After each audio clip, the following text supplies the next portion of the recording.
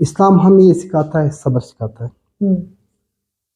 اگر آپ کسی سائیکیٹرسٹ، میں تو سائیکیٹرسٹ نہیں، اس سے پوچھو کہ صبر، جب ہم صبر کرتے ہیں تو ہمارے برین میں، ہمارے دماغ میں کون کون سے ہارمونز ریلیز ہو جاتی ہے. اسلام ہمیں برداشت کرنا سکھاتا ہے. اسلام ہمیں جتنی بھی چیزیں، یہ حسد، کینہ، فلانا، ان کی کون کون سے برے اثرات ہوتے ہیں، اگر ہم ان کو صحیح معنوں میں سیکھیں تو آپ یہ سمجھے کہ ہمارا مینٹل ہیلتھ اتنا پروموٹ ہوگا کہ بالکل کچھ مسئلہ نہیں ہوگا. تو ایک کیا یہ ریلیجن کا کردار ہو گیا. تیسرا جب آ جاتا ہے ہمارا ایجوکیشن انسٹیٹیوٹ، ہم جا کے ایجوکیشن میں، فارمل ایجوکیشن اس کے تو مختلف ٹائپس ہوتے ہیں، لیکن فارمل ایجوکیشن میں ہمیں بہت سی چیزیں سکھائی جاتی ہیں، معاشرے کے حوالے سے، ہمارے ہیلتھ کے حوالے سے، ہمارے مینٹل ہیلتھ کے حوالے سے. انسان کے پاس جب دماغ ہو، یہ ایک اثاثہ ہے انسان کا. ہماری پوری زندگی، ہمارا پورا جتنا بھی کردار ہے، جتنا بھی ہم کام کر رہے ہوتے ہیں، یہ ہمارے دماغ پر، ہمارے تھاٹس اس پر منحصر ہیں. تو ایجوکیشن کا اس میں بہت بڑا کردار ہے. تب جا کے ہم اس سے پھر اکنامک اور پولیٹیکل میں ہمارے اسٹیٹ ہے، اس کے انسٹیٹیوشنز ہیں، ان کے لاز ہے، کانسٹیٹیوشنز ہے، یہ ساری چیزیں ہمارے مینٹل اسٹیٹ کو افیکٹ ہی کرے گا اور اس کو پروموٹ بھی کرے گا. صحیح. اور سر آپ یہ بتائیں کہ جو سوشل ورکرز ہیں وہ کیا رول پلے کر سکتے ہیں مینٹل ہیلتھ کے بارے میں اویئرنیس پھیلانے میں اور اس کے بارے میں لوگوں تک ہماری بات پہنچانے میں؟ ایک ہوتا ہے جنرل سوشل ورک، ایک ہوتا ہے کلینکل سوشل ورک، ایک ہوتا ہے میڈیکل سوشل ورک، ایک ہوتا ہے psychiatric social work. General social work میں تو جنرلی سوشل ورکر جو ہے کام کر رہے ہوتے ہیں. ایون سوشل ورکر جو پروفیشنل ورکر ہیں وہ یہ ہے کہ جن کے پاس نالج ہو، جنہوں نے پڑھا ہو، وہ تو جنرلی دیتے ہیں. میڈیکل سوشل ورک پھر پیشنٹ کی میڈیکیشن میں ان کا وہ ہیلپ کرتے ہیں تھوڑا بہت. لیکن خاص کر کلینکل اور سائیکیٹرک سوشل ورک کا جو کردار ہے وہ بہت واسٹ ہے. اس میں ہم کیا کرتے ہیں، ہم پیشنٹ کو باقاعدہ اسیس کرتے ہیں، باقاعدہ ایک اسسمنٹ ہوتا ہے، پھر ایک پروسیس ہمارا ہوتا ہے. پروسیس میں ہمارے پورے پیجز ہوتے ہیں. ہمارے پاس 3 پیجز ہوتے ہیں: اسٹڈی، ڈائگنوسس اینڈ ٹریٹمنٹ. اپنے طریقے سے ہم کسی کیس کو اسٹڈی کرتے ہیں. اس کی مختلف ڈائریکٹ اسٹڈی ہے، انڈائریکٹ اسٹڈی ہے، فیملی ہسٹری ہے، اس کی پرسنل ہسٹری ہے، ایلنس ہسٹری ہے. پھر جب ہم اسٹڈی کر کے اس اسٹڈی کی بنیاد پر ہم ڈائگنوسس بناتے ہیں.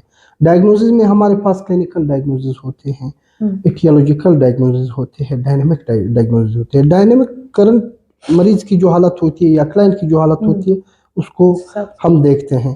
اسی طرح ہمارا مین جو ڈائگنوسس ہے جس کو ہم فوکس کرتے ہیں، ایٹیولوجیکل ڈائگنوسس کہ کاز کیا ہے، what's the cause of the problem. پھر اس کے تھرو ہم ٹریٹمنٹ دیتے ہیں. ٹریٹمنٹ میں بھی ہمارے پاس ڈائریکٹ ٹریٹمنٹ بھی ہوتا ہے، انڈائریکٹ ٹریٹمنٹ بھی ہوتا ہے. ڈائریکٹ ٹریٹمنٹ میں پھر بھی 2 ہے. ایک چیزوں کو اس کو ہم فیسلٹی ڈائریکٹلی کرتے ہیں، یعنی پروویژن آف گڈس وغیرہ، میڈیسن وغیرہ، پروویژن آف منی، یہ جو ہے یہ بھی ڈائریکٹ ٹریٹمنٹ ہے. اور تھرو ہم یہ تھراپیز کے مدد سے اس کے تھراپیز وغیرہ کراتے ہیں. وہ پھر سائیکالوجسٹ کا کام ہے، ہم اس کو ریفر کرتے ہیں کہ اب جا کے سائیکالوجسٹ کے پاس ہم اس کو لکھتے ہیں کہ یہ مسئلہ ہے. یہ ڈائریکٹ میں آتا ہے. انڈائریکٹ میں، انڈائریکٹ بھی بہت اہم ہے. ہمارے علاج کا بہت اہم حصہ انڈائریکٹ ٹریٹمنٹ ہے.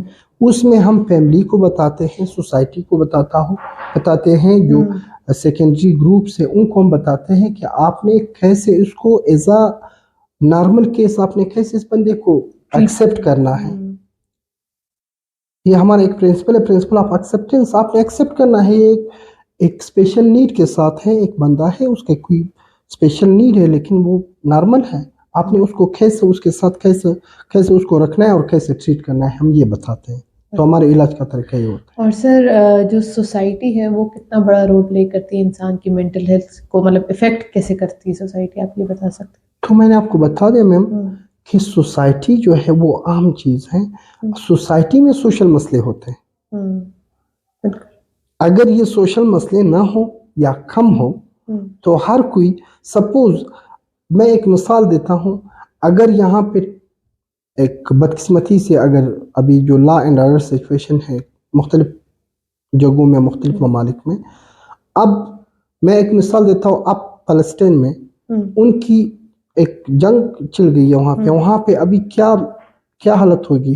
उन लोगों के जो आम पब्लिक है उनके मेंटल स्टेट की क्या हालत होगी, तो ये किसकी वजह से? सोसाइटी की। अगर सोसाइटी में अमन हो, अगर सोसाइटी में सारी चीज़ें कोई इतना बड़ा मसला ना हो, तो जाहिर सी बात है लोग रिलैक्स रहेंगे, लोगों की मेंटल स्टेट भी रिलैक्स रहेगा। तो सोसाइटी का इसमें बहुत बड़ा किरदार है, इसमें आपके आलिम का किरदार है, रिलीजियस स्कॉलर्स का, आपकी जो चीफ्स ऑफ ट्राइबल चीफ्स है उनका किरदार है, मुख्तलिफ स्टेक होल्डर्स है, गवर्नमेंट डिपार्टमेंट्स हैं, और ख़ासकर एजुकेटेड जो यूथ है, एजुकेटेड लोग हैं, हमारी यूनिवर्सिटीज़ है, ये तो फिर इंस्टीट्यूशन की तरफ हर हम चले जाते हैं। यानी सोसाइटी में हर किसी का, इवन हमारे स्वीपर का भी इसमें बहुत बड़ा किरदार है। अगर अपने बरवक्त काम करे, सफाई करे, सुथराई करे, तो इसका हमारे मेंटल स्टेट पे एक अलग किस्म का असर होगा। यानी सोसाइटी में ए टू जी हर किसी का अपना किरदार है मेंटल स्टेट को ठीक रखने में, हर किसी का अपना किरदार है। Thank you so much. Thank you.